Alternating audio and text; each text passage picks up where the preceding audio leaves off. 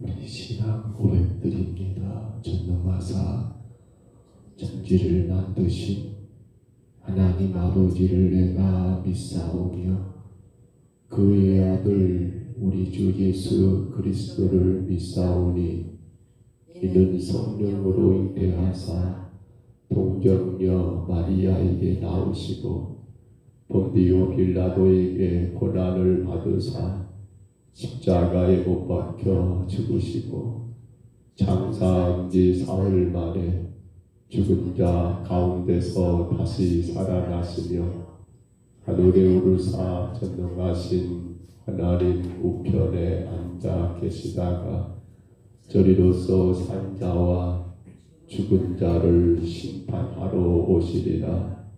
성령을 믿사오며 거룩한 공예와 성도가 서로 교통하는 것과 죄를 사하여 주시는 것과 몸이 다시 사는 것과 영원히 사는 것을 믿사옵나이다. 아멘. 우리 찬송가 410장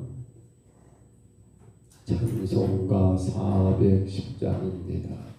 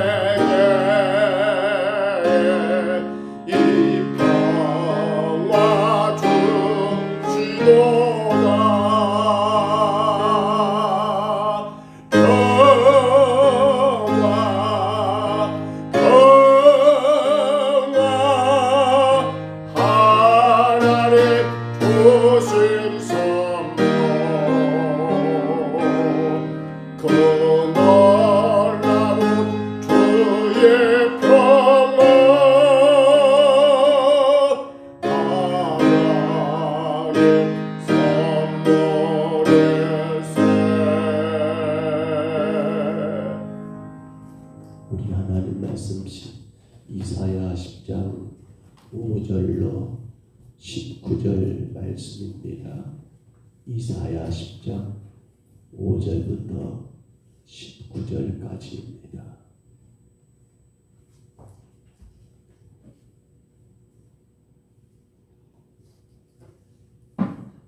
구약 성경 이사야서 10장 5절부터 19절까지 말씀. 5절로 19절까지 말씀 우리 같이 봤습니다. 아수르 사람은 화 있을 진저 그는 내 진노의 막대기요 내 손의 몽둥이는 내 분노라. 내가 그를 보내어 경건하지 아니한 나라를 치게 하며 내가 그에게 명령하여 나의 노하기를 한 백성을 쳐서 탈취하며 노략하게 하며 또 그들을 길거리에 저녁같이 짓밟게 하려 하거니와 그의 뜻은 이같이 아니하며 그의 마음의 생각도 이같이 아니하고 다만 그의 마음은 허다한 나라를 파괴하며 멸절하려 하는도다. 그가 이르기를 내 고관들은 다 왕들이 아니냐. 갈로는 갈그미스와 같지 아니하며 하맛은 아르밧과 같지 아니하며 사마리아는 다메섹과 같지 아니하냐.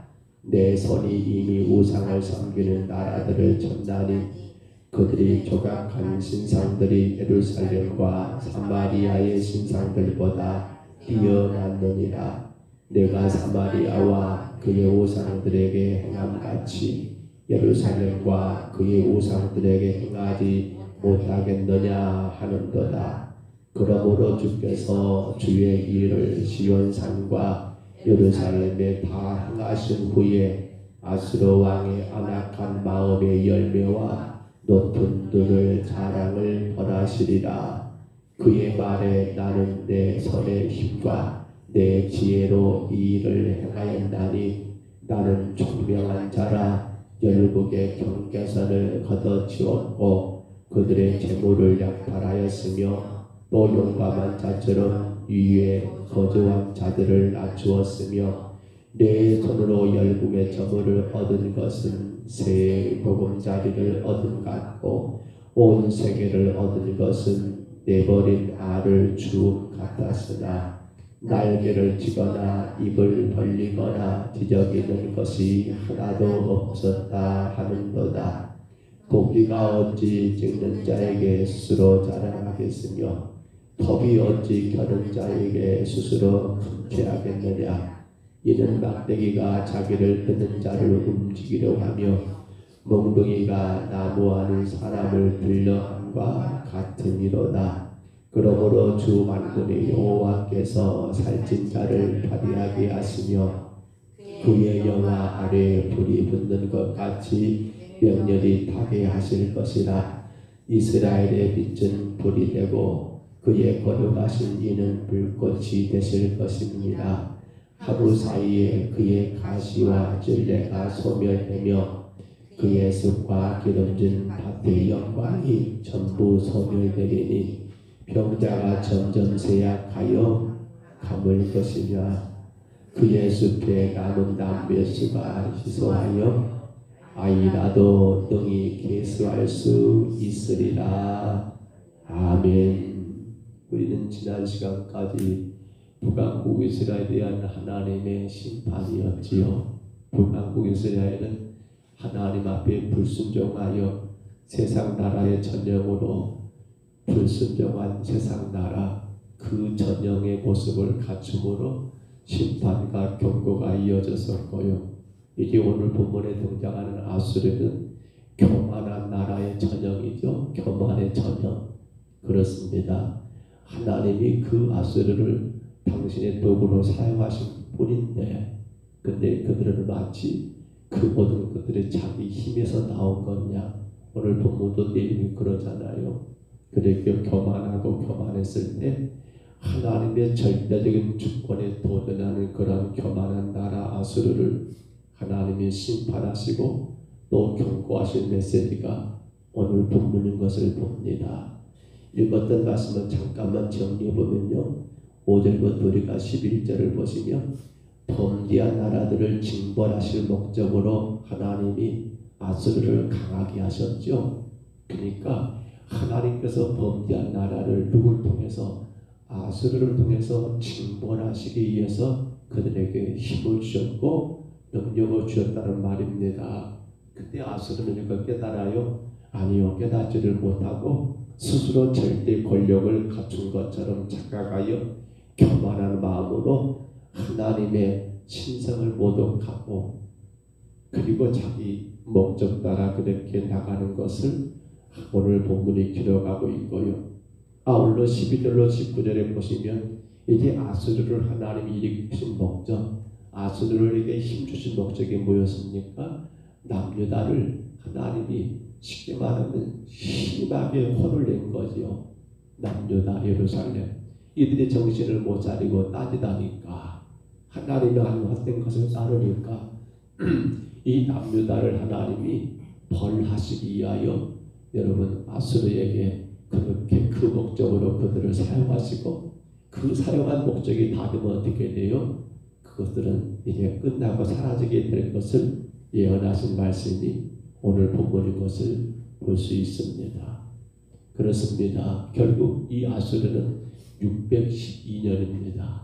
예수님 오시기 전 612년경에 저 바벨론 느부갓네살 왕의 아버지였던 나보폴라삭이라는 왕 때에 결국 이 아수르의 수도지요 네 성이 함락됨으로 인해서 아수르는 그렇게 역사에서 지어지는 결과를 갖게 됩니다.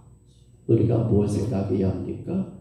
세상의 절대 주권자는 오직 하나님 한 분뿐이라는 사실입니다. 하나님의 주권이 이 세상 모든 것들을 지금도 운전하고 계신다는 사실입니다. 근데 이 마지막 때 현상을 보면 하나님이 움직이시는 것이 아니라 마치 세상이 그렇습니다. 무기가, 돈이, 그 어떤 강하고 강한 그 어떤 취미에서 마치 돌아가는 것처럼 이것 지금 잘못되고 있는 거거든요. 거기에는 분명히 뭐가 있을까요? 하나님 무서운 심판이 있을 겁니다. 미국이라는 나라도 마찬가지죠. 정신을 못 차려요. 트럼프가. 러시아도 마찬가지죠. 정신을 못 차려요. 마치 자기들이 원하는 것처럼 세계의 주인이 된 것처럼 자기들 멋대로 그렇게 힘을 쓰고 있는 그 모습들 하나님이 그냥 두실까요? 아닙니다. 마지막 때 그들을 하나님이 분명코 심판한다는 사실입니다. 자, 그런데 우리가 오늘 말씀을 다 읽었습니다만 15절만 다시 한번 봐볼까요? 15절의 말씀 본문 15절 다시 한번 같이 읽습니다. 도끼가 어찌 찍는 자에게 스스로 자랑하겠으며 톱이 어찌 펴는 자에게 스스로 금치하겠느냐. 이는 막대기가 자기를 드는 자를 움직이려 하며 몽둥이가 나무 아닌 사람들을 들려 함과 같으리로다. 아멘. 여기 지금 도끼가 나왔고 톱이 나왔어요. 이게 뭡니까? 이건 지금 아수르를 비유하고 있잖아요.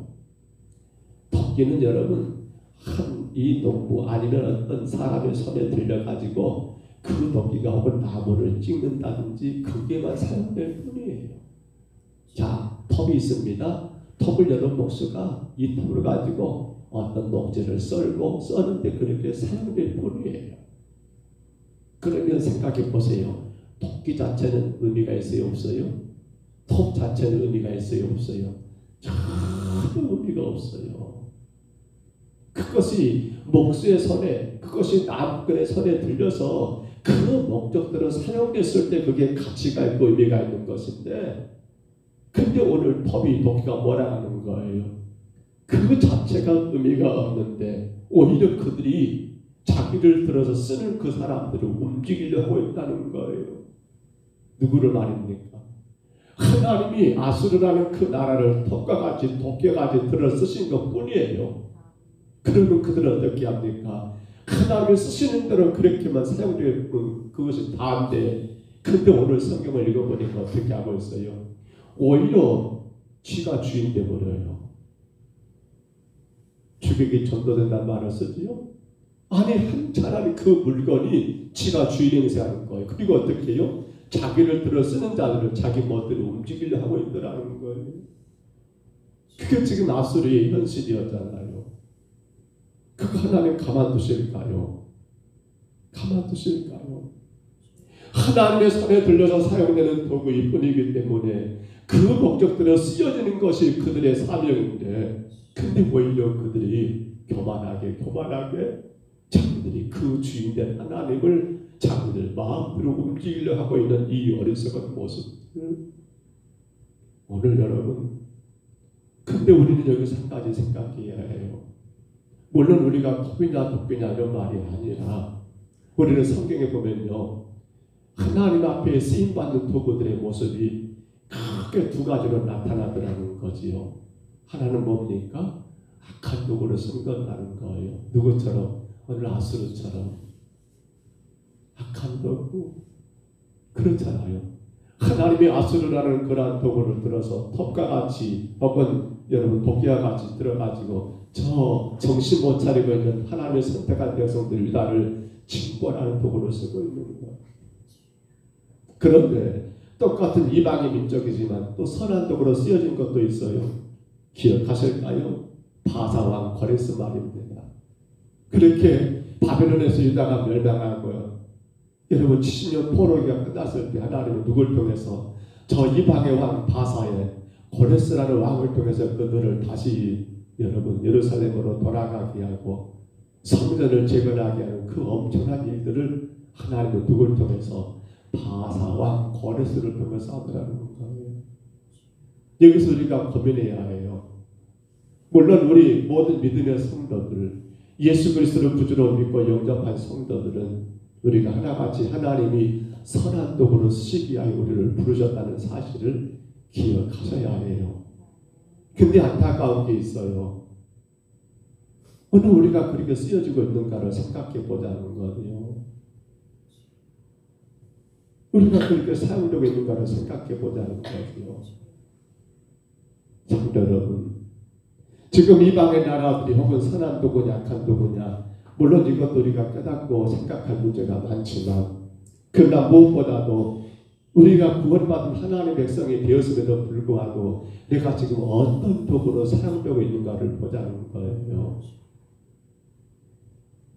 카톨릭적인 성가곡입니다. 성 프란치스라는 사람이 썼던 여러분 시를 아시지요? 주여 나를 평화의 도구로 사용하여 주소서. 주여 나를 평화의 도구로, 미움이 있는 것에 사랑을, 상처가 있는 것에 용서를, 의심이 있는 것에 믿음을, 절망이 있는 것에 희망을, 주여 나를 평화의 도구로 쓰소서. 사실 우리의 간절한 소망이고 우리의 기도가 되어야 하지 않을까요? 예수 그리스도의 십자가 은혜 안에서 그 크신 사랑을 입은 성도들은 하나같이 하나님이 이 땅의 복음의 도구로 선한 도구로 쓰시기 위하여 부르셨습니다. 근데 문제는 오늘 우리 안에서 잘못 헛되고 어떤 교만과, 여러분 정말 무서운 거예요.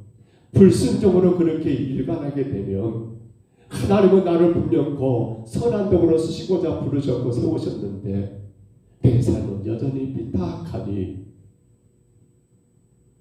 마치 내가 주인인 것처럼, 내 멋대로 내 뜻대로 살아가는 그런 어리석은 일이 있지 않을까. 우리가 한번 좀 돌아봐야 하지 않습니까? 오늘 찬송가 400장을 선고가지고 간 거예요. 우리 안에 평화가 있어야 합니다. 우리 안에 기쁨과 감사가 있어야 합니다. 왜냐하면 그래야만이 내가 주님의 선한 도구로 사용될 수가 있어요. 예수 그리스도 십자가를 바라보면서 저 십자가가 다름 아닌 나의 죄 때문인 것이 인정되고, 그러므로 그것으로 인하여 내 안에 감사와 기쁨이 넘치고 그로 인해 내 안에 평화가 임할 때에 우리는 어떤 도구로 사용되게 될까요? 우리는 하나님의 선한 도구로 멋지게 주가 우리를 구원하신 그 목적대로 쓰여지게 되더라는 사실이에요. 근데 만에 하나 내 안에 그 평화가 없어요. 십자가의 그 은혜 가운데 감사와 기쁨이 없으면 평화가 없는 거예요. 평화가 없는 우리가 어떻게 쓰여질까요? 하나님의 목적들은 쓰여질까요? 나의 주인 되신 하나님의 길에 따라 사용될까요? 아니에요, 아니에요. 내 안에 평화가 없게 되면 모두가 다 어떻게 돼요?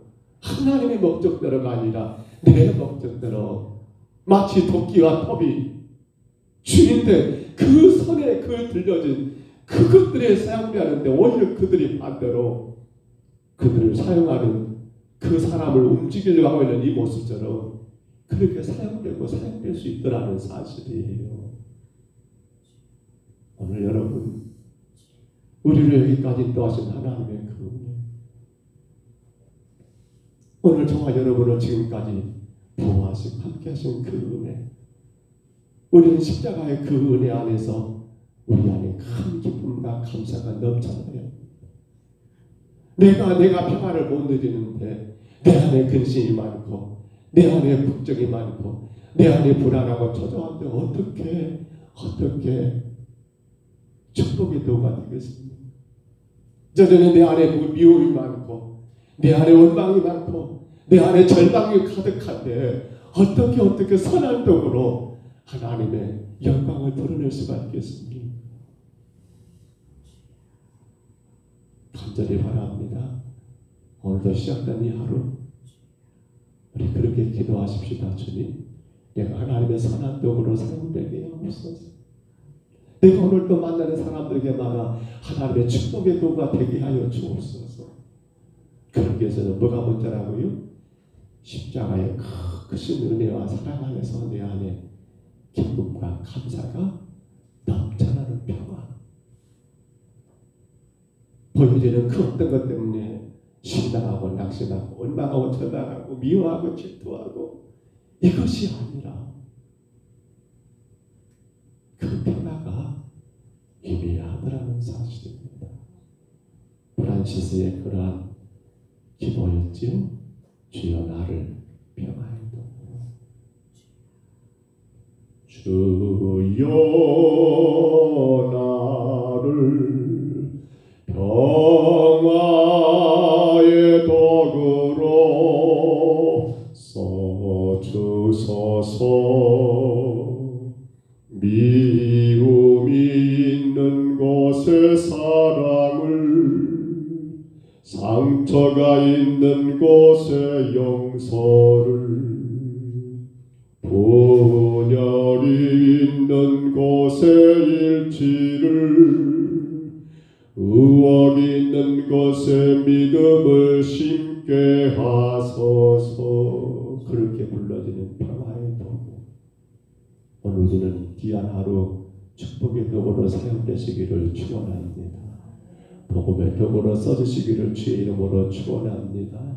그러기 위해서는 우리 안에 평화가 임해야 합니다. 그 평화는 도구로 임하지 않습니다. 그 평화는 권력으로 임하지 않습니다. 그 평화는 오직 하나, 예수님 십자가, 그 십자가의 은혜에 감사, 기뻐할 때 임하는 평화입니다. 그 평화의 덕으로 오늘도 복되게 사용되셔서 우리를 죄 가운데 구원하신 주님만이 높아지고 증거되고 자랑되는 복된 하루가 되시기를 주의 이름으로 축원합니다. 주의 이름으로 축복합니다. 우리 하나님 감사합니다. 앞서는 하나님, 주님께서 저 선택한 민족 남유다를 향하여 징벌하시기 위한 아버지 악한 도구에 불과했습니다. 그런데 그러한 법과 같이 도끼와 같은 도구된 그들이 오히려 자신들을 도구로 사용하신 하나님을 비관하고 교만하고 되려 그 하나님을 움직이려고 하는 어리석은 모습을 우리가 말씀 가운데 보아싸우는데, 이들의 결론은 주가 끝내 그들을 멸하게 하셨고 더 이상 쓰임받지 못하는 결과를 맞이하게 된 것을 보았습니다. 아버지, 우리는 예수님을 구주로 영접한 성도이기에 악한 도구가 아니라 선한 도구, 축복의 도구로 쓰시고자 우리를 주의 이름으로 부르셨고 평동서북교회로 모이게 하셨사오매 날마다 순간순간마다 선한 도구로 사용되게 하여 주옵소서. 축복의 도구로만 사용되게 하여 주옵소서. 복음의 도구로만 써지게 주여 도와 주옵소서. 이를 위해 특별히 우리 안에 평화가 임하게 싸우며 예수님 십자가의 그 크신 사랑과 은혜에 감사하고 기뻐함으로 말미암아 날마다 내 안에 평화가 임함으로 우리 안에 많은 사람들에게 그 예수님을 나의 주가 되시는 예수 그리스도를 자랑하고 선포하고 소개하고 그들을 위로하고 격려하고 축복하는 하나님 아름다운 도구로 선한 도구로 우리 모든 심령들이 사용되게 하여 주옵소서. 오늘 일터에서 오늘 우리의 삶의 모든 현장에서 주님 우리가 축복의 도구로만 써지게 하옵소서. 인호의 도구로 써지게 하여 주옵소서. 무엇보다도 주님의 나라를 세우는 아버지 하나님 아버지 선한 도구로 복되게 사용되게 주님 저희들을 다스려 주옵소서. 인도하심을 감사하옵고 예수님 이름으로 간절히 기도하옵나이다. 아멘.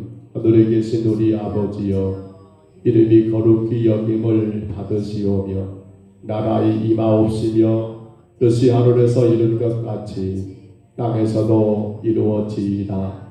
오늘날 우리에게 영할 양식을 주옵시고 우리가 우리에게 죄진 자를 사하여 준 것 같이 우리 죄를 사하여 주옵시고 우리를 시험에 들게 하지 마옵시고 다만 악에서 구하옵소서.